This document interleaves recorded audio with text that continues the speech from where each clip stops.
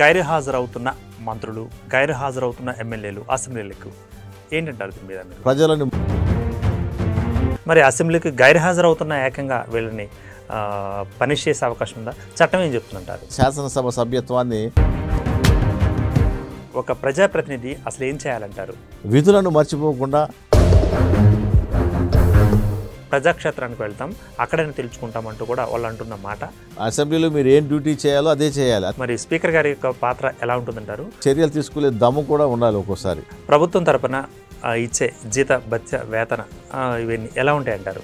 భారతదేశంలో అత్యధికంగా తీసుకుంటున్న జీతం అది. కానీ ఒక నాయకుడిని ఎంపిక చేసుకునేటప్పుడు, ఒక ఓటు వేద్దామని ఆలోచించేటప్పుడు మరి ఈ యొక్క డిఫరెన్స్గా ఎందుకు ఆలోచించలేకపోతున్నారు?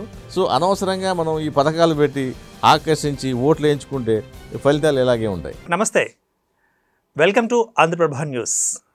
ప్రజాప్రతినిధులు గెలవడానికి ముందు ఒకలా, గెలిచిన తర్వాత ఒకలా, అసెంబ్లీలో మరోలా, ఇలా ఎందుకు జరుగుతోంది? మరి ముఖ్యంగా అసెంబ్లీకి గైర్హాజరవుతున్న ప్రజాప్రతినిధుల యొక్క పరిస్థితి ఏంటి? ఈ పరిస్థితి ప్రజాస్వామ్యానికి దుస్థితిగా మారనుందా? అదేవిధంగా వారిని ఒకవేళ చట్ట పరిధిలోకి తీసుకొచ్చి శిక్షలు వేసే అవకాశం ఉందా అన్న అంశాన్ని ఇప్పుడు మనం చర్చించుకోబోతున్నాం.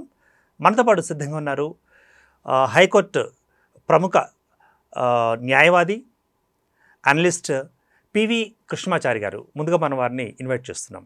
కృష్ణమాచారి గారు నమస్తే అండి. నమస్కారం అండి. ఆంధ్రప్రభ న్యూస్ వీక్షకులందరికీ కూడా శుభాకాంక్షలు. మరి ఇప్పుడు చూస్తున్నాం ప్రధానంగా కరెంటు టాపిక్గా మనం చూసినట్లయితే గైర్హాజరవుతున్న మంత్రులు, గైర్హాజరవుతున్న ఎమ్మెల్యేలు అసెంబ్లీలకు ఏంటంటారు దీని మీద మీరు?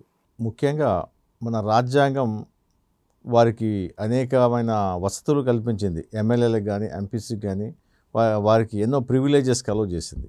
అలాగే ముఖ్యంగా అసెంబ్లీకి ఎమ్మెల్యేలు హాజరు కావటం అనేది నైతిక బాధ్యత.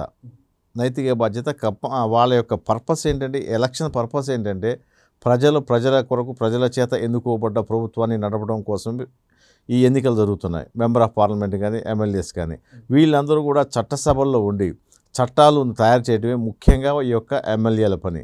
స్టేట్కి సంబంధించిన అన్ని విషయాలు కానీ, కాంకరెంట్ లిస్టులో విషయాలు కానీ, ముఖ్యంగా వాటిపై ఏదైనా చట్టాలు చేయాల్సి వచ్చినప్పుడు, నెక్స్ట్ బడ్జెట్ కేటాయింపులప్పుడు, బడ్జెట్ విడుదల చేసేటప్పుడు వీళ్ళ యొక్క ఓటింగ్ చాలా అవసరం ఉంటుంది.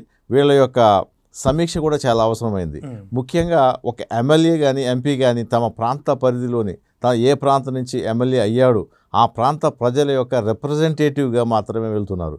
కాబట్టి ఆ ప్రాంత ప్రజల యొక్క అవసరాల దృష్ట్యా వాళ్ళకి మంచినీళ్ళు ఉన్నాయా, రోడ్లు ఉన్నాయా, డ్రైన్స్ ఉన్నాయా, హాస్పిటల్స్ ఉన్నాయా, లేకపోతే ఈ యొక్క శ్మశాన వాటికలు ఉన్నాయా, ఇలాంటి చాలా ఉన్నాయి. వాళ్ళకి విద్య అందుతుందా లేదా, ఇలాంటి అవసరాలన్నింటినీ కూడా ప్రజలకు అందుతున్నాయా లేదా చూసి వాళ్ళకి చేయాల్సిన బాధ్యత ప్రతి ఎమ్మెల్యే మీద ఉంది, అలాగే ప్రతి ఎంపీ మీద కూడా ఉంది.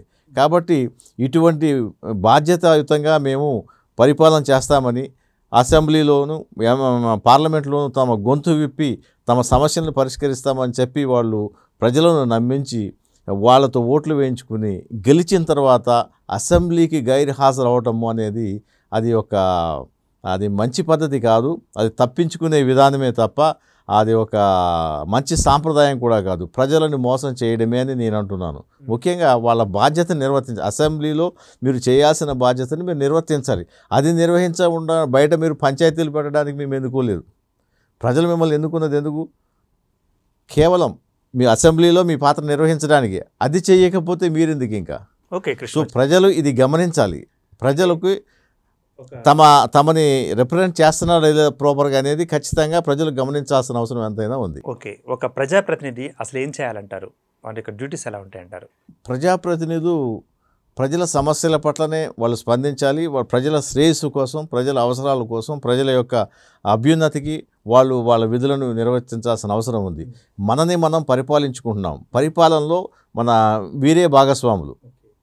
మెంబర్ ఆఫ్ పార్లమెంట్ కానీ లేదా అసెంబ్లీలో ఎమ్మెల్యేస్ అందరూ కూడా ఒక నాయకుడిని ఎన్నుకుని, మెజార్టీ ఎక్కువ ఎవరికైతే వచ్చినా వాళ్ళకు నాయకుడిని ఎన్నుకుని వాళ్ళకు ముఖ్యమంత్రిగా చేసి ముఖ్యమంత్రి ఆధ్వర్యంలో ఈ యొక్క పరిపాలన జరుగుతుంది. కాబట్టి ఒక పార్టీ సిద్ధాంతాలు అలాగే ప్రజల యొక్క సంక్షేమం అనేది చాలా ముఖ్యం. ఎందుకంటే ఒక పార్టీ ఒక పదవిలోకి వచ్చిందంటే కొంత మేనిఫెస్టోని మేము అది చేస్తాం ఇది చేస్తాం ఒక మేనిఫెస్టోని వాళ్ళు తీసుకుని ఆ మేనిఫెస్టోని అమలు చేయడం కోసం ముఖ్యంగా వస్తారు. ప్రజల శ్రేయస్సు కోసం ఏమైతే చేయాలో అది చేయాలి. ముఖ్యంగా ఏంటంటే ఆ మేనిఫెస్టోకి అట్రాక్ట్ అయ్యి మాత్రమే ప్రజలు ఓట్లేస్తారు ఎక్కువ శాతం. రెండోది ఏంటంటే వాళ్ళ మీద ఉన్న నమ్మకం కూడా. ఎందుకంటే వీళ్ళు మాకు న్యాయం చేయగలుగుతారు, వీళ్ళు సుపరిపాలన అందించగలుగుతారు, ప్రజల శ్రేయస్సుకి వీళ్ళు ఉపయోగపడతారు అనే ఉద్దేశంతోనే ఓట్లు వేస్తారు. కాబట్టి ఆ యొక్క విధులను మర్చిపోకుండా ఈ యొక్క ఎమ్మెల్యేలు ప్రవర్తించాల్సిన అవసరం ఎంతైనా ఉంటుంది. ఇప్పుడు అదేవిధంగా మరి వీళ్ళు గెలవడానికి ముందు గెలిచిన తర్వాత మారుతున్నారు అంటూ కూడా బయట వినిపిస్తున్నమాట. నిజంగా మారుతున్నారంటారు, మీరేమంటారు? వాస్తవంగా మార్పులు మనం చూస్తున్నాం. మనం ఎవరో చెప్పడం ప్రత్యక్షంగా చూస్తున్నాం. ఇప్పుడు ఎన్నికలకు ముందు వాళ్ళు మాట్లాడే విధానం, చేసే వాగ్దానాలు, చెప్పే మాటలు ఎంత ఆకర్షణీయంగా ఉన్నాయి, ఎంత ప్రేమగా ఉన్నాయి, ఎంత దగ్గరగా వాళ్ళు మాట్లాడుతున్నారు. మీ ఇంట్లో మనిషిలా మేము ఉండి చేస్తామని చెప్పి వాళ్ళు ఎన్నికలు ప్రజలను నమ్మించి వాళ్ళు ఇచ్చేస్తున్నారు. కొందరు ప్రజల్లోకి వెళ్తున్నారు, అసెంబ్లీలో కూడా చక్కటి పాత్ర నిర్వహిస్తున్నారు. కొందరు గైర్హాజరవుతున్నారు, వాళ్ళు తమ పాత్రను తాము నిర్వర్తించడం లేదు, వాళ్ళ బాధ్యతగా చేయడం లేదు. అది కనిపిస్తుంది. వాళ్ళ సొంత వ్యాపారాలకి, వాళ్ళ సొంత లాభాలకి, వాళ్ళ వ్యక్తిగతమైన అవసరాలకి, వాళ్ళ కాంట్రాక్టుల కోసం లేదా పైరవీల కోసం ఇలాగా ఉపయోగించుకునే రాజకీయాలు ఎక్కువయ్యాయి. వాస్తవంగా కూడా రాజకీయంలో కరప్షన్ ఎక్కువైపోతుంది. ముఖ్యంగా రాజకీయ కరప్షన్ని నిరోధించడానికి ఏం చేయాలనేది ప్రజల వంతు ఏంటి, ప్రభుత్వం వంతు ఏంటి అనేది ఇంతవరకు ఎవరూ గమనించినా దానికి ఒక పరిష్కారం కూడా కనిపెట్టడం లేదు. దానికోసం పరిష్కారం దిశగా పయనం చేయట్లేదు. ముఖ్యంగా రాజకీయ ఈ కరప్షన్ కనుక లేకపోతే దేశం ఇంకా ముందడుగేసి ఇంకా ప్రపంచంలో అత్యుత్తమ స్థానంలోకి వెళ్ళే అవకాశం ఉంది. ఇక్కడ మన భారతదేశంలోనే రాజకీయ కరప్షన్ ఎక్కువగా ఉంది. సో ఆ రాజకీయ కరప్షన్ నిర్మూలించాల్సిన బాధ్యత ప్రభుత్వం పైన ఉంది, ప్రజలపైన కూడా ఉంది. ముఖ్యంగా రాజకీయ నాయకులు ఎంత కరప్టడో ప్రజలు అంతకంటే కరప్ట్ అయ్యారు. అంటే నేను ప్రజలు ఒకటే ఎందుకు చెప్తున్నానంటే, మనం డబ్బు తీసుకుని ఓటేయడం, ఇంకొక మందు బాటలు తీసుకుని ఓటేయడం, ఇంకేదో గిఫ్టులు తీసుకుని ఓటేయటం అనేది మన హక్కుని మనమే కాలు రాసుకున్నాం. కాబట్టి ప్రజలు చైతన్యవంతమై వీటికి ఆశపడకుండా నిజాయితీగా ఓట్లేసినప్పుడు రాజకీయ నాయకులు ఎంత ఖర్చు పెట్టాల్సిన అవసరం లేదు, మళ్ళీ వాళ్ళు తిరిగి 10 రెట్లు సంపాదించుకోవాల్సిన అవసరం లేదు. ముఖ్యంగా ఎప్పుడైతే ఖర్చు పెడుతున్నారో, కోట్లలో ఖర్చు పెడుతున్నారు, వందల వేల కోట్లు సంపాదిస్తున్నారు. ఇది ఒక వ్యాపారం అయిపోయింది. ఈ రోజున మీరు గమనిస్తే మన భారతదేశంలో పార్లమెంట్లో కానీ లేకపోతే ఏ అసెంబ్లీలో చూసినా కూడా రిచ్ పీపుల్ తప్ప పూర్ పీపుల్ ఎక్కడా కూడా మీకు ఈ ఎమ్మెల్యే ఎంపీలు కనపడరు. ఎందుకు అంటే వీళ్ళు రాజకీయాల్లో నిలబడే కెపాసిటీ కానీ వాళ్ళకి ఆ డబ్బు అర్హత లేకపోవడమే, అర్హతలు ఉన్న డబ్బు లేకపోవడం, డబ్బు అనే అర్హత లేకపోవడమే, ఆ ఫైనాన్షియల్ కెపాసిటీ లేకపోవడం. రాజకీయ నాయకులు కూడా డబ్బు ఖర్చు పెట్టేవాడికే సీట్ ఇస్తున్నారు కానీ హానెస్ట్గా పనిచేసే వాళ్ళకి సీట్లు ఇవ్వటం లేదు. అందుకే ఈ రాజకీయం మొత్తం కూడా కలుషితమైపోయింది. దీన్ని మరి ఎలా మంచి నాయకత్వాన్ని, మంచి రాజకీయాన్ని ఎలా చేస్తారనేది ప్రజలు ఆలోచించాలి. ఓకే అండి, వెల్ సెడ్ అండి. అదేవిధంగా మరి ఇప్పుడు ఎమ్మెల్యేలకు లేకపోతే ఎంపీలకు, ప్రజాప్రతినిధులకు ప్రభుత్వం తరపున ఇచ్చే జీత భత్య వేతన ఇవన్నీ ఎలా ఉంటాయంటారు? ముఖ్యంగా 2,50,000 హైయెస్ట్ పెయిడ్ ఇన్ ఇండియా. ఒక ఎమ్మెల్యేకి 2,50,000 జీతం అనేది మన భారతదేశంలో అత్యధికంగా తీసుకుంటున్న జీతం అది. వాళ్ళకి అనేక ఫెసిలిటీస్ ఉన్నాయి. ట్రైన్లో ఫెసిలిటీ ఉంటుంది, బస్సులో ఫెసిలిటీ ఉంటుంది, అలాగే ఫోన్ ఫెసిలిటీ ఉంటుంది, వాహనానికి, ఇంధనానికి, ఇట్లా ప్రతి దాంట్లో కూడా వాళ్ళకి రాయితీలు కల్పించబడ్డాయి. వాళ్ళు ఎమ్మెల్యేలకి మళ్ళీ సపరేట్గా వాళ్ళకి కొంత స్థలం కేటాయించడం, అలా వాళ్ళకి పెన్షన్ ఇవ్వడం అనేది చాలా జరుగుతుంది. చాలా ఎక్కువ అమౌంట్స్ వాళ్ళకే స్పెండ్ చేస్తున్నారని అనిపిస్తుంది. వాళ్ళకి మించిన ఆదాయం కూడా వస్తుందని చెప్పాలి. కొన్ని పూర్ స్టేట్స్లో, మిజోరం లాంటి స్టేట్లో చాలా తక్కువ ఉంది. మన పక్క ఆంధ్రప్రదేశ్ చూసుకుంటే అక్కడ కేవలం 1,30,000 మాత్రమే జీతం ఉంది. సో ఈ డిఫరెన్స్ మనం గమనించాలి. సో వీళ్ళు ఎంత సరే తీసుకున్నారు, బాగానే ఉంది, తీసుకుని ప్రయోజనం ఏంటి అది కావాలి కదా. తీసుకున్న దానికి ఫలితం, మీరు కొంత జీతం తీసుకున్నారంటే జీతానికి తగ్గ పని చేయాలా వద్దా, ఆ పని చేస్తున్నారా లేదా అనేది ప్రజలు గమనించాలి, ప్రభుత్వం గమనించాలి. అందుకని ఆ జీతాల విషయంలో మనం, ఎందుకంటే వాళ్ళు శాసనసభలో వాళ్ళు శాసనాలు చేసుకుని వాళ్ళు జీతాలు తీసుకునేది కాబట్టి మనం ఏం చెప్పలేము. కాబట్టి ఆలోచించాల్సిన అవసరం ఎంతైనా ఉంది. ఇప్పుడు అదేవిధంగా మనం చూస్తున్నాం, పాఠశాలల్లో విద్యార్థులు ఆలస్యంగా వస్తే మందలించడం జరుగుతుంది. మహా అయితే కార్పొరల్ పనిష్మెంట్కి వెళ్ళడం జరుగుతుంది ఆయా పాఠశాలలు కానీ ప్రభుత్వేతర పాఠశాలల్లో. మరి అసెంబ్లీకి గైర్హాజరవుతున్న ఏకంగా వీళ్ళని పనిష్ చేసే అవకాశం ఉందా? చట్టం ఏం చెప్తుందంటారు? ముఖ్యంగా వీటికి మన రాజ్యాంగంలో ఎటువంటి పనిష్మెంట్స్ లేవు. ముఖ్యంగా ఒకటి ఏంటంటే ఆర్టికల్ 190 సబ్సెక్షన్ 4 చెప్పేది ఏంటంటే, ఒక ఎమ్మెల్యే కంటిన్యూస్గా 2 నెలలు 60 రోజులు కనుక హాజరు కాకుండా ఉంటే, పర్మిషన్ లేకుండా స్పీకర్ పర్మిషన్ కానీ ఉంటే వేరు, లేకుండా కనుక గైర్హాజరైతే వారిని సీట్ వెకేటెడ్ అని చెప్పి వాళ్ళకి సభ్యత్వాన్ని, శాసనసభ సభ్యత్వాన్ని నమోదును రద్దుపరిచే అవకాశం ఉంది. అది ఒక్కటి మాత్రమే ఉంది. ఇంకా వేరే ఎటువంటి క్రమశిక్షణ చర్యలు కానీ ఏమి కానీ మన రాజ్యాంగం పొందుపరచలేదు. రైట్. ఇప్పుడు మరి ఒక కోర్టులోకి ఎంటర్ అయ్యేటప్పుడు విడిగా ఉండే వ్యక్తులు అక్కడ ధూమపానం చేయొద్దు, షర్ట్ బటన్స్ పెట్టుకోవాలి, క్రమశిక్షణగా ఉండాలంటూ కొన్ని రెస్ట్రిక్షన్స్ ఉంటాయి. మరి అటువంటి రెస్ట్రిక్షన్స్ అసెంబ్లీకి, అసెంబ్లీ ప్రాంగణానికి, అసెంబ్లీ కార్యకలాపాలు జరిగే వేదికకు ఎందుకు ఉంటలేదంటారు? అంటే ఎందుకంటున్నానంటే దీని కంటిన్యూషన్ ఏంటంటే వీళ్ళు దుర్భాషలు ఆడటం, అక్కడికి వెళ్ళి ఒకరి మీద ఒకరు దూషించుకోవడం, లైక్ ఇవన్నీ జరుగుతున్నాయి కదా ఆ నేపథ్యంలో. ముఖ్యంగా ఏంటంటే వీళ్ళ ప్రవర్తన నియమావళి అనేది ఏమీ లేదు.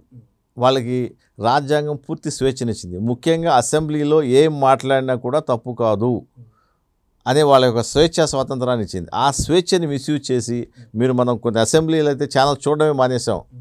బూతులు తిట్టుకుంటున్నారు, వాడు వీడు ఛాలెంజ్లు, తొడగొట్టుకోవడాలు, మీసాలు తిప్పుకోవడాలు ఎంత వరస్ట్గా అంటే పబ్లిక్ పిల్లలు చూసి ఆ భాష నేర్చుకుని రేపొద్దున ఇలాగే సమాజం తయారవుతుందనే విధంగా తయారవుతున్నారు. సో దీనికి కారణం ఏంటంటే ఒక ప్రవర్తన నియమావళి లేకపోవటమే. ఇంతకుముందు రాజకీయాలు చేసిన వాళ్ళు మాట్లాడే భాష గౌరవంగాను, చక్కగాను, హుందాగాను ఉండేది. ఆ హుందాతనం కోల్పోయింది. ఎందుకంటే ముఖ్యంగా రౌడీ షీటర్లు, యొక్క క్రిమినల్ కేసులు ఉన్నవాళ్ళు, ఈ యొక్క క్రిమినల్ బ్యాక్గ్రౌండ్ ఉన్నవాళ్ళు, ఇలాంటి వాళ్ళు రావడం వల్లనే ఈ రాజకీయాలు ఇంత పొల్యూట్ అవుతున్నాయి. ఒక సంస్కారవంతమైన వ్యక్తి రాజకీయాల్లో ఉంటే వారు మాట్లాడే భాష కూడా సంస్కారవంతంగానే ఉంటుంది, దానికి సమాధానం కూడా అలాగే ఉంటుంది. సో ఇప్పుడు ఇటువంటివి లేకపోవడం, ప్రవర్తన నియమావళి అనేది కంపల్సరీగా రూపొందించాల్సిన అవసరం మన ప్రభుత్వాల మీద ఉంది. స్టేట్ గవర్నమెంట్ మీద కానీ, సెంట్రల్ గవర్నమెంట్ కానీ ఈ యొక్క సభ్యుల ప్రవర్తన నియమావళిని ఖచ్చితంగా నియంత్రించే విధంగా ఉండకపోతే ఈ యొక్క సమాజం మీద ఈ ప్రభావం చాలా పడుతుంది. ఇప్పుడు హౌస్కి సంబంధించి స్పీకర్ గారు ఉంటారు, స్పీకర్ గారు కూడా చూస్తూ ఉంటారు, ఒక క్రమశిక్షణ కమిటీ కూడా ఉంటుంది. మరి ఇన్ని ఉన్నా కూడా ఇన్ని జరుగుతున్నాయి కదా ఇప్పుడు ఈ కొట్లాట్లు, దూషణలు చేసుకోవడం, ఇవన్నీ కూడా. మరి స్పీకర్ గారి యొక్క పాత్ర ఎలా ఉంటుందంటారు? దీన్ని ఏమైనా కంట్రోల్ చేయగలిగిన శక్తి ఉందంటారా ఆయనకి? అంటే కొంతవరకు ఉంది. ముఖ్యంగా స్పీకరు సభని ఎవరైనా ఇబ్బంది పెట్టే విధంగా ప్రవర్తించిన, సభా మర్యాదలకు వ్యతిరేకంగా ప్రవర్తించిన స్పీకర్ చర్యలు తీసుకునే అవకాశం ఉంది. మనం రీసెంట్గా చూసాం, ఒక లేడీ ఎమ్మెల్యే దుర్భాషలు ఆడితే ఆమెను బహిష్కరించడం జరిగింది. అలా చర్యలు తీసుకునే అధికారం ఉంది, చర్యలు తీసుకునే దమ్ము కూడా ఉండాలి ఒక్కోసారి. సో చర్యలు తీసుకోవచ్చు, స్పీకర్కి ఆ అవకాశం ఉంది. మారిన భారతీయ శిక్షా స్మృతి ఏదైతే ఉందో మరి అందులో ఏమైనా సెక్షన్లు పాతవే ఉన్నాయా, లేకపోతే అంటే ఇవి ఇప్పుడు మనం డిస్కస్ చేస్తున్న టాపిక్లో కొత్తగా ఏమైనా వచ్చాయంటారా? భారతీయ శిక్షా స్మృతిలో దాదాపుగా అవే ఉన్నాయి, కొన్ని సెక్షన్స్ మాత్రం యాడ్ చేశారంతే. దీనికి సంబంధించి కొత్తగా ఏం లేవు. రైట్ అండి. ఇప్పుడు అదేవిధంగా అసెంబ్లీకి రాని గైర్హాజరవుతున్న ఎమ్మెల్యేలు కానీ, ప్రాథమికంగా ఎమ్మెల్యే కానీ గెలవడం జరుగుతుంది. ఇప్పుడు రేవంత్ రెడ్డి గారు మనకి మినిస్టర్గా ఉన్నారు, చీఫ్ మినిస్టర్గా ఉన్నారు. అంతకుముందు బీఆర్ఎస్ వాళ్ళు కూడా చీఫ్ మినిస్టర్గా ఉన్నారు. సో అప్పుడు రెగ్యులర్గా వచ్చిన వాళ్ళు అసెంబ్లీకి ఇప్పుడు రాని పక్షంలో ఎటువంటి చర్యలు తీసుకునే అవకాశం ఉందంటారు? చట్టపరంగా ఏమన్నా యాక్షన్ తీసుకోవచ్చు అంటారా వాళ్ళ మీద? అటువంటి అవకాశం ఏమీ లేదు. ఆయన చట్టం ప్రకారం, ఈ రాజ్యాంగం ప్రకారం 6 నెలల వరకు కంటిన్యూస్గా రాకపోతే మాత్రం అతను అనర్హుడిగా ప్రకటించే అవకాశం ఉంది. లేకపోతే రాకపోతే వేరే చేయడానికి ఎటువంటి క్రమశిక్షణ చర్యలు తీసుకోవడానికి కూడా ఎటువంటి కోడ్ కూడా ఏం లేదు నాకు తెలిసినంత వరకు. సో ముఖ్యంగా ఏంటంటే ఇప్పుడు కేసీఆర్ విషయంలో జరుగుతుంది అదే. కేసీఆర్ వృద్ధాప్యం వల్ల, ఆరోగ్యం బాగాలేకపోవడం వల్ల సరిగా రాలేకపోయి ఉండొచ్చేమో, కానీ అతను బాధ్యతగా వచ్చేవాడు. మీరు అన్నట్టుగా ప్రభుత్వంలో ఉన్నప్పుడు రావడం వేరు, ప్రభుత్వంలో అపోజిషన్లో ఉన్నప్పుడు రావడం వేరు. అపోజిషన్లో ఉన్నప్పుడు అది మాట్లాడడానికి, వినడానికి, వాదించడానికి తగిన ఓపిక, తగిన ఇది ఉండాలి. కాబట్టి ఇప్పుడు ఆయన ఆరోగ్య పరిస్థితులు లేకపోవడం వల్ల రాలేకపోవచ్చేమో, తర్వాత రావచ్చేమో, కాబట్టి దాని మీద మనం ఏమి కామెంట్ చేయలేము. ఇప్పుడు ఒక పనిని మనం చేయలేనప్పుడు ఆ పనిని మనం విడిచిపెట్టేస్తాం, ఆ పనికి రాజీనామా చేస్తాం, ఆ పనిని దూరంగా పెడతాం. సో అటువంటివి చేయకుండా, కనీస బాధ్యత కూడా గుర్తెరిగి వ్యవహరించకుండా ఉంటున్న నాయకుల గురించి మీరు ఏమంటారు? ముఖ్యంగా బాధ్యతారాహిత్యం, అది బాధ్యతారాహిత్యం. వాళ్ళు చేయాల్సిన పని చేయకపోవడం అనేది తప్పే, కానీ దాన్ని ఈ యొక్క ఎమ్మెల్యేలు, ఎంపీలను శిక్షించడానికి ఏం చట్టాలు ఏం లేవు. వాళ్ళకి ఎక్కువ ఫ్రీడమ్ ఇవ్వబడది, వాళ్ళకి వాళ్ళ యొక్క ప్రివిలేజెస్ ఇవ్వబడాయి. ఆ ప్రివిలేజెస్ని వాళ్ళు మిస్యూజ్ చేస్తున్నారు తప్ప దానికి శిక్షించడానికి కానీ వాటికి కానీ ఏమీ చట్టాలు ఏం లేవు. ముఖ్యంగా ఏంటంటే అసెంబ్లీలో కానీ పార్లమెంట్లో జరిగిన విషయాలు వాటి మీద ఎటువంటి క్రిమినల్ చర్యలు తీసుకోవడానికి లేదు, అదొకటి గమనించాలి. సో అసెంబ్లీలో ఏం మాట్లాడకుండా బయట కేసు పెట్టడానికి వీల్లేదు. Okay, that is a privilege. అందువల్ల ఇన్ని బూతులు మాట్లాడగలరు, ఇన్ని ఛాలెంజ్లు చేయగలుగుతున్నారు. ఇన్ని పౌరుష పదజాలాలు వాడగలుగుతున్నారు. సో అసెంబ్లీ మీద కంట్రోల్ లేదు. Assembly is the highest. ఎందుకంటే పరిపాలన చేసేది, దేశంలో పరిపాలన చేసేది వాళ్ళు కాబట్టి, రాష్ట్రంలో పరిపాలన చేసేది అసెంబ్లీ, దేశంలో పరిపాలన చేసేది పార్లమెంట్ కాబట్టి పార్లమెంటు విధుల్లోకి ఈ యొక్క కోర్టులు ఇంటర్ఫియర్ కావు ముఖ్యంగా. రైట్. ఇప్పుడు ఇటీవల కాలంలోనే అటు ఏపీలో జరిగిన అసెంబ్లీ సెషన్స్ కూడా మనం చూసినట్లయితే గవర్నర్ యొక్క ప్రసంగ పత్రాలు లైక్ ఇవి ఉన్నాయో అవి కూడా చించి వారి మీద వేయటం, అంతకుముందు తెలంగాణ రాష్ట్ర ప్రభుత్వంలో హయాంలో ఉన్నప్పుడు కూడా సేమ్ అదే సీన్ కంటిన్యూ అవ్వడం ఎలా చూసుకోవచ్చు అంటారు? ఇవి అది కొంచెం వాళ్ళ నిరసన ఆ విధంగా తెలియజేశారు. ఒకవేళ సభకి ఈ ఇబ్బంది కలిగించే విధంగా ఉన్నప్పుడు ఆ సభలో ఆ స్పీకర్ వారి మీద చర్యలు సస్పెండ్ చేయొచ్చు, తర్వాత ఇంకేమన్నా చేయొచ్చు, వాటి మీద అవకాశం ఉంది. అదే పొలిటికల్గా కొంచెం ఆలోచించి జాగ్రత్తగా స్టెప్స్ తీసుకుంటారు, దాంట్లో పెద్ద విషయం ఏం లేదు. సో అది సాంప్రదాయం కాదు. అది మనం చూసాం, పెప్పర్ స్ప్రే కొట్టుకున్న పార్లమెంటు చూసాం, బూతులు మాట్లాడి చేసాం, భార్యలను తిట్టిన అసెంబ్లీలు చూసాం మనం, అలాగే పేపర్లు విసిరేసిన చూసాం. ఈ సందర్భాన్ని బట్టి ఆ చర్యలు తీసుకునే విధానం అనేది, ఆ పవర్ అనేది స్పీకర్కి ఉంటుంది కాబట్టి it is description of the speaker. రెండు తెలుగు రాష్ట్రాల్లో కూడా మనం చూస్తున్నాం, మీరు ఏదైనా మాట్లాడదలుచుకుంటే అసెంబ్లీకి రండి, ఇక్కడ మాట్లాడుకుందాం, ఇక్కడ తేల్చుకుందాం అంటూ కూడా అధికారంలో ఉన్న నాయకులు అంటున్నమాట. అదే మరి ప్రతిపక్ష హోదాలో ఉన్న వాళ్ళేమో దానికి ఏదో కుంటి సాకులు చెప్తూ మేము అసెంబ్లీకి రాము, ప్రజాక్షేత్రానికి వెళ్తాం, అక్కడైనా తెలుసుకుంటాం అంటూ కూడా వాళ్ళు అంటున్న మాట మనం వింటూనే ఉన్నాం. సో ఈ మాటల మీద ఫస్ట్ మీ యొక్క రియాక్షన్ ఏంటంటే? ఇది సరైన సమాధానం కాదు. మేము ప్రజాక్షేత్రంలో తేల్చుకుంటాం అన్నప్పుడు మీరు ఎలక్షన్లో ఎందుకు నిలబడ్డారు, ఎందుకు గెలిచారు, ఎందుకు మీరు ఎలక్షన్లో గెలిచిన తర్వాత మీ డ్యూటీని మీరు చేయట్లేదు. మీ డ్యూటీ అసెంబ్లీలో మీరు చేయటమే మీ డ్యూటీ. అసెంబ్లీలో మీరు ఏం డ్యూటీ చేయాలో అదే చేయాలి. అది చేయడానికే మీరు ఎన్నుకోబడ్డారు. ఎన్నుకున్న తర్వాత మీకు మెజార్టీ రాలేదని చెప్పేసి, మీరు ఓడిపోయారని, తక్కువ సంఖ్యలో ఉన్నారని చెప్పి మేము ప్రజాక్షేత్రంలో పోవడం అనేది కరెక్ట్ కాదు. అది ముఖ్యంగా ఎందుకంటే ఈ ప్రతిపక్ష పార్టీ కానీ ప్రతిపక్షంలో లేకపోయినా సరే మీరు మీ ప్రాంత ప్రజలు, మీరు ఎక్కడి నుంచి అయితే ఎన్నుకోబడ్డారో ఆ ప్రాంత ప్రజల సమస్యలను మీరు అసెంబ్లీలో పెట్టి మీరు వాదించాల్సిన అవసరం ఉంది. ఏదైనా బిల్లు వాళ్ళు కనుక అధికార పార్టీ పెట్టినప్పుడు ఆ బిల్లుల లోపాలని మీరు చూపించి దాన్ని సరిదిద్ది వీళ్ళ యొక్క ఆలోచనలు చెప్పాల్సిన అవసరం ఉంది. మీరు ప్రభుత్వం ఒక చట్టం చేయడంలో మీ పాత్రను మీరు చూపించకపోతే మీరు అసెంబ్లీకి వెళ్ళారు. అలాగే బడ్జెట్ సమావేశాల్లో బడ్జెట్లో కూడా మీకు అభ్యంతరాలు చెప్పాలి, దేనికి పెట్టాలి, దేనికి పెట్టకూడదు, అనవసరంగా పెడుతున్నారు, అవసరానికి పెడుతున్నారు. మీరు డిస్కస్ చేయకపోతే ఇంకెందుకు మీరు గెలిచి ఉపయోగం ఏంటి? ఎవరి కోసం గెలిచినట్టు మీరు? No, this is not the correct way. ఇది కరెక్ట్ అని నేను అనుకోవట్లేదు. ఎందుకంటే ఇప్పుడు ఏం జరుగుతుందంటే, గత ప్రభుత్వంలో ఉన్నప్పుడు వాళ్ళని బూతులు తిట్టి బెదిరించి అంత నానా అవసరం లేని విషయాలు మాట్లాడి పద్ధతి లేకుండా వ్యవహరించారు. ఒక రౌడీ రాజ్యంలా నడిచాయి. ఇప్పుడు మళ్ళీ అదే పరిస్థితి ఏంటంటే అదే వీళ్ళు ఫేస్ చేయాల్సి వస్తుంది. అది తట్టుకోలేక, అలాంటి పరిస్థితి వీళ్ళు తట్టుకునే పరిస్థితి వాళ్ళు తట్టుకున్నారు, వీళ్ళు తట్టుకునే పరిస్థితి లేక మేము గైర్హాజరు అవుతున్నాం, మేము అటెండ్ కావంటున్నాం అనేది మనకు అర్థమవుతుంది. సో ముఖ్యంగా ఏంటంటే ఇప్పటికైనా గమనించాల్సింది ఏంటంటే, ఈ అసెంబ్లీలో కానీ పార్లమెంట్లో కానీ వీళ్ళు పద్ధతిగా ప్రవర్తించడం, బాధ్యతగా వ్యవహరించడం అనేది నేర్చుకోవాలి. మీరు స్వార్థ లాభాల కోసం, వ్యక్తిగత కక్షల కోసం మీరు ఈ యొక్క ప్లేస్ని వాడుకుంటున్నారు. ఈ యొక్క అసెంబ్లీని కానీ పార్లమెంట్ కానీ వాటిని ఉపయోగించడం అనేది చాలా తప్పు. వ్యక్తిగత కక్షల కోసమే ఉపయోగించబడడం అనేది చాలా తప్పు. దానివల్ల ఏమంటే పాలిటిక్సే పొల్యూట్ అయిపోతున్నాయి. అటువంటి వివక్ష లేని, మీకు వివక్ష లేకుండా మీరు మాట్లాడగలగాలి ప్రజా సమస్యల పట్ల. మీరు చూడండి, ప్రతి స్పీచ్లో కానీ ప్రతి ఇదిలో కానీ చూడండి, మీరు వ్యక్తిగతమైన కక్షలు ఎక్కువ కనిపిస్తున్నాయి. అటువంటివి లేకుండా అధికారంలోకి వచ్చిన తర్వాత మనం అందరూ సమానమే, మన అందరి ప్రజలకు మనం చేయాల్సిన బాధ్యత ఉంది. ఎలక్షన్ ముందు మీరు ఏం చేశారు ఏంటి, పాలిటిక్స్ డిఫరెంట్ ఏమన్నా చేసుకోండి, ఎవరి పాలసీ వాళ్ళది, ఎవరి విధానం వాళ్ళది మీరు చేసుకోండి. బట్ మీరు అసెంబ్లీకి వచ్చినప్పుడు బాధ్యతాయుతంగా వ్యవహరించడం అనేది ప్రతిపక్ష పార్టీకి కానీ అధికార పార్టీకి కానీ ప్రవర్తించాల్సిన అవసరం ఉంది. కాబట్టి చిన్న చిన్న మార్పులు గ్రాడ్యువల్గా మనుషులను బట్టి, వ్యవహారాలను బట్టి మారుతున్నాయి. సో క్రమంగా వాళ్ళు కూడా తెలుసుకుంటారని నేను అనుకుంటాను.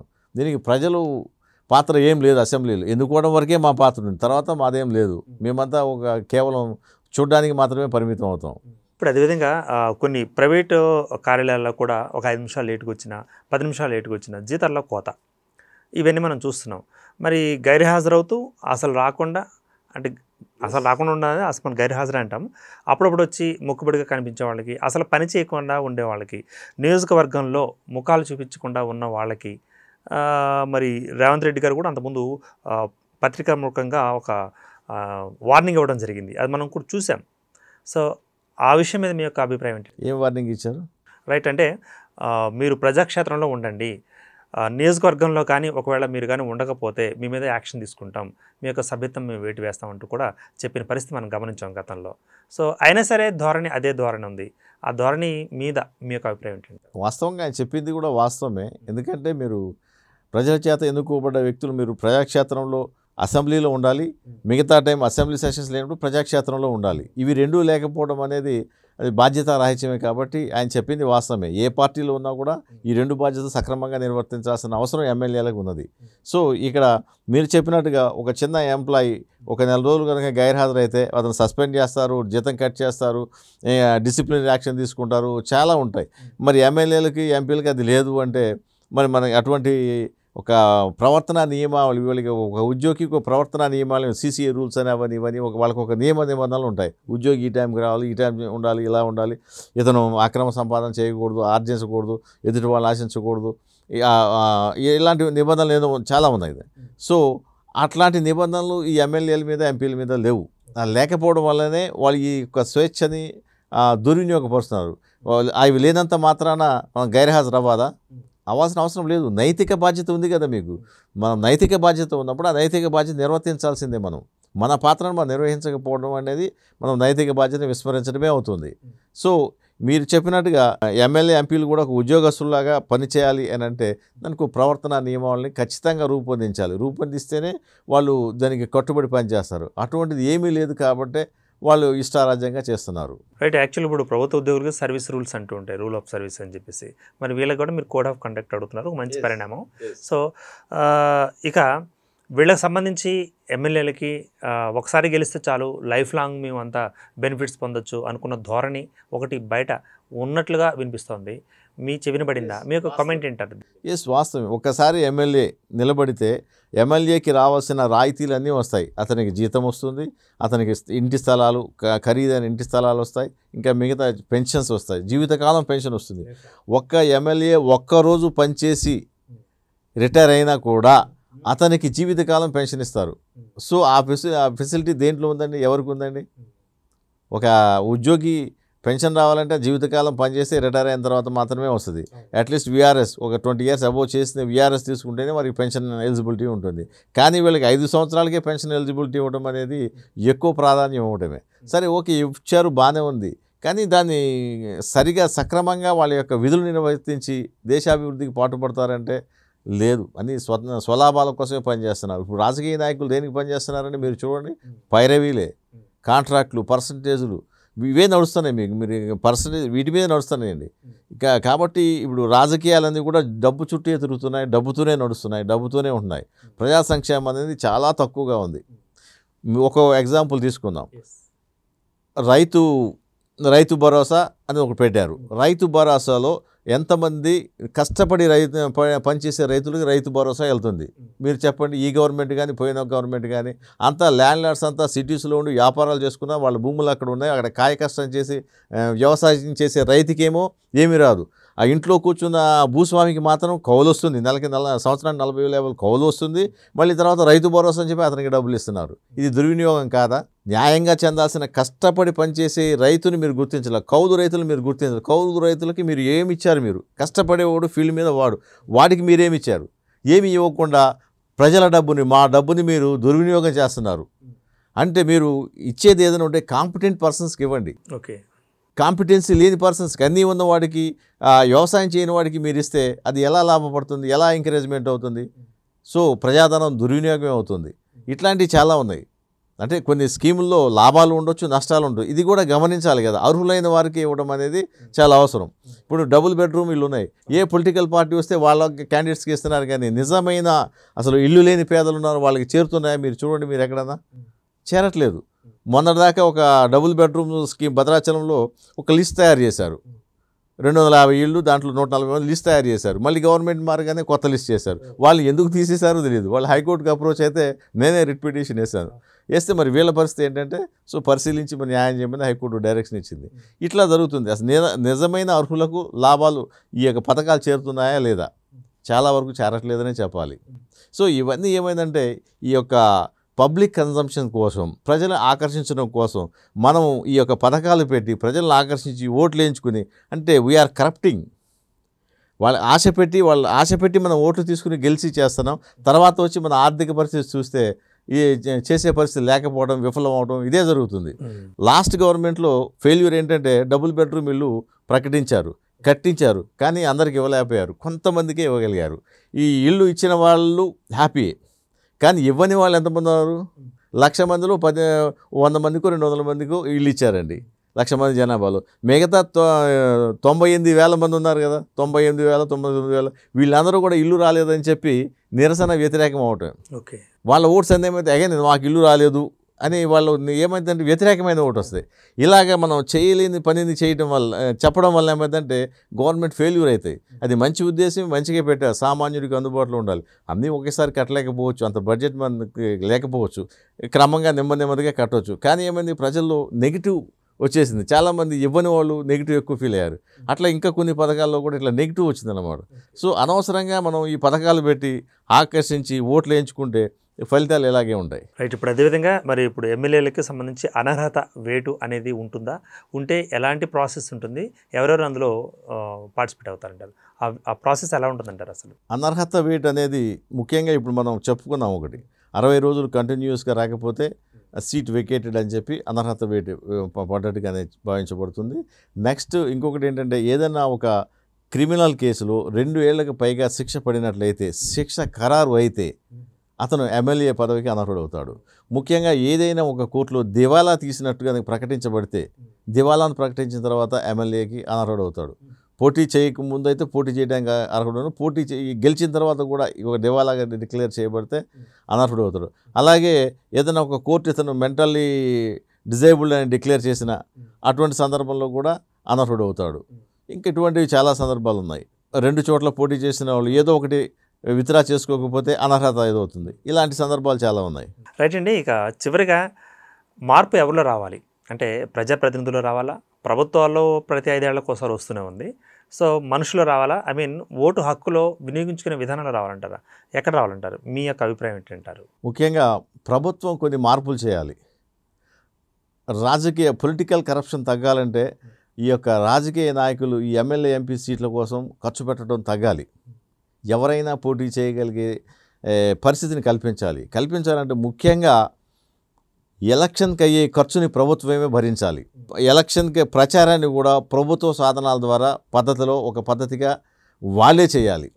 ఏమవుతుందంటే ఎవరి పబ్లిసిటీ కోసం వాళ్ళు ఎక్కువ ఖర్చు పెట్టడంలో చాలా ఎక్కువ ఖర్చు అవుతున్నాయి. అలాగే ఓట్లకి డబ్బు పంచడం కూడా పోటీపడి పంచడం వల్ల కూడా డబ్బు ఎక్కువ ఖర్చు అవుతుంది. ఈ ఖర్చు అంతా కూడా మళ్ళీ ఎవరి మీద చేయాలి? ఏవో ఇండస్ట్రీస్ మీదో లేకపోతే ఫండ్స్ మీదో పొలిటికల్ పార్టీలు సంపాదిస్తాయి, కొంత పెడతాయి, సొంతగా పెడతారు. తర్వాత మళ్ళీ ఎలా సంపాదిస్తారు? మళ్ళీ ఫండింగే, మళ్ళీ పర్సంటేజ్లే. వాళ్ళు సంపాదన కరప్షన్ ఎక్కడ మొదలవుతుందంటే ఇక్కడే మొదలవుతుంది. కాబట్టి మొదటి చర్యగా ఈ యొక్క ఎన్నికల ఖర్చును పూర్తిగా ప్రభుత్వమే భరించినప్పుడు అది చాలా కంట్రోల్ అవుతుంది. ముఖ్యంగా డబ్బులు ఇచ్చి ఓట్లు కొనుక్కునే పరిస్థితి పోవాలి. అంటే మన కామన్ మ్యాన్ కూడా, ఓటేసే వ్యక్తి కూడా డబ్బు ఆశించకుండా ఓటేయాలి. డబ్బు ఇస్తే ఎవరైనా ఆశిస్తారు. ఎందుకంటే మన పరిస్థితి బీదవాళ్ళు ఎక్కువ ఉన్నారు మన దాంట్లో. కాబట్టి డబ్బుకు ఆశపడే వాళ్ళు కూడా ఎక్కువ ఉన్నారు. కాబట్టి 70% of the people are poor. కాబట్టి వీళ్ళు ఇచ్చే డబ్బుకు ఆశపడుతున్నారు. అటువంటి డబ్బు ఇచ్చే పరిస్థితి లేకుండా ఉండాలి. డబ్బు కోసం ఆశించి ఓటు వేయని పరిస్థితి ఉండాలి.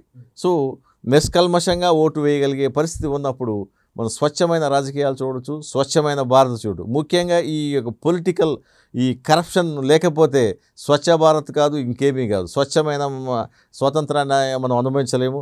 ఈ యొక్క స్వతంత్రానికి అర్థమే లేదు. ఈ యొక్క పర్పస్ కూడా ఎటో దూరంగా వెళ్ళిపోతుంది. కేవలం కరప్షన్, డబ్బు సంపాదన మీద వెళ్ళిపోతున్నారు. మీరు ఈ రోజున అసెంబ్లీలో చూసినా, పార్లమెంట్ చూసినా ఒక్క బీదవాడు కూడా అసెంబ్లీలో అర్హుడైన వాడు ఎవడు కూడా అసెంబ్లీలో నిలబడే పరిస్థితి లేదు, మాట్లాడే పరిస్థితి లేదు. సో ఆ పార్లమెంట్లో కూడా ఇదే పరిస్థితి ఉంది. కాబట్టి దీన్ని మార్చాలంటే అందరూ, అన్ని పార్టీల వాళ్ళు కూర్చొని మాట్లాడాలి.